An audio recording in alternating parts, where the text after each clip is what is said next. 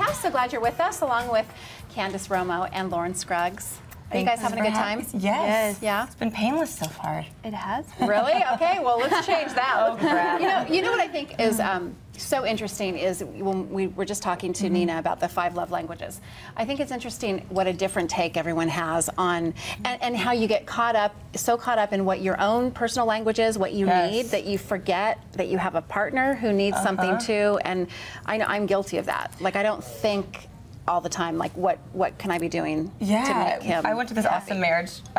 It was a Christian conference, but they had a guy speak about marriage, and one of his big points was whenever you're in a fight and you're blaming the other person, stop pointing the finger, just look at yourself. Like, always just go back to yourself. What did you bring into this argument, or what are you bringing to the But like, even if you know you're right, I know it's really, I agree. That's probably a very good point, I haven't mastered it at all, but yes, no, it's like it's hard too, especially when you know that you only did 1% of the 99% of the issue that night, or whatever happened. So yeah, it is hard, and it's hard to self-reflect, I think, in general. Or it's like, I dated a guy, and he would always give me words of affirmation, and I was like, it almost started annoying me. I'm like, because you're like, stop talking. Stop. Like, like, it gets to the point that you're like, okay, I get it, you like me. Yes. Right. And I'm like, it's sweet. Like, I like to hear sweet things and stuff like that, but it was too much, and then I realized that is his love language. Now, you're in a new relationship. Kind of hard to get. You're in a new relationship. Have you figured out each other's love languages yet? Oh, I don't know. You know, I've realized, well, I don't know. I'd have to think about that. But do you know what your love language is from past relationships? I think quality of time, for sure. Yeah.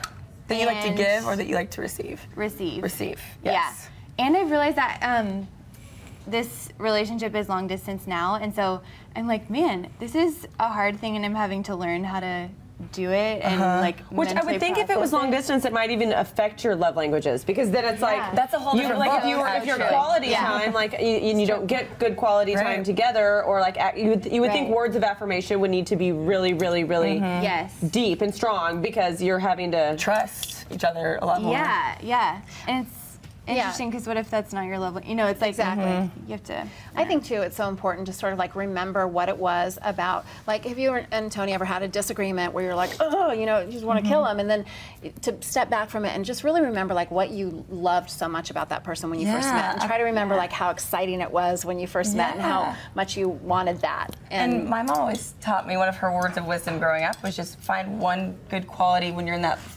argument. What's your favorite quality about him? Just remember that, so you don't let your mind go, just straight down to the negative. Focus on all the bad qualities that are coming out after the fight. You're like, oh, he always says blah, blah, blah.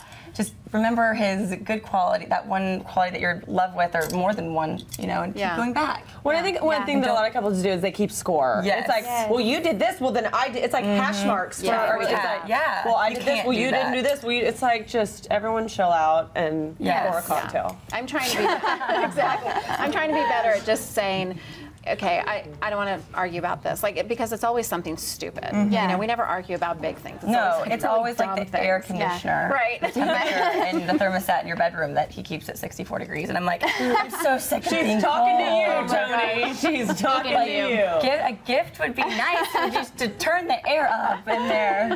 My brother-in-law has actually taught me a lot about perspective, because some of us girls will be like, I can't believe this happened, why would this person do this, or why would this guy do this? And he's like, let's look at it, because you think what is weird is how you, if they don't do it how you would do it, that's weird to you. Yes. But it's not necessarily. And so that literally has like opened my eyes a lot. I've had to work on that a lot, especially being such a kind of OCD cleanliness controller a little bit, to learn like my way's not always the perfect right way. I mean, there's other right ways to do things. Well, I think what's funny too is that a lot of men, I think men are honestly more simple than we give them credit for. Like, I don't think they're really that complicated. Like, I think they actually, it's like, I like steak, I like potatoes, I like my jeans from Target, and sex, and physical touch, and a cold beer. I mean, I really don't think they're not complicated. I think we make them more complicated. That's true. We're like in our mind. Like, the whole, does he like me, does he not like me? Like, what he did, he said this, is that what he meant? It's like, if he means it, he'll probably say it. Or it's like communicating to a guy, like, you have to shoot it really straight. Like, say exactly what you're thinking, because they don't Be very analyze direct, it. I know, we Yeah. definitely had the Kiss me, hug conversation me. where you're like, Candace, I can't read your mind. And I'm like, oh, why? I thought you were Superman. Half the times we're so confused about thought our you own were feelings. Superman.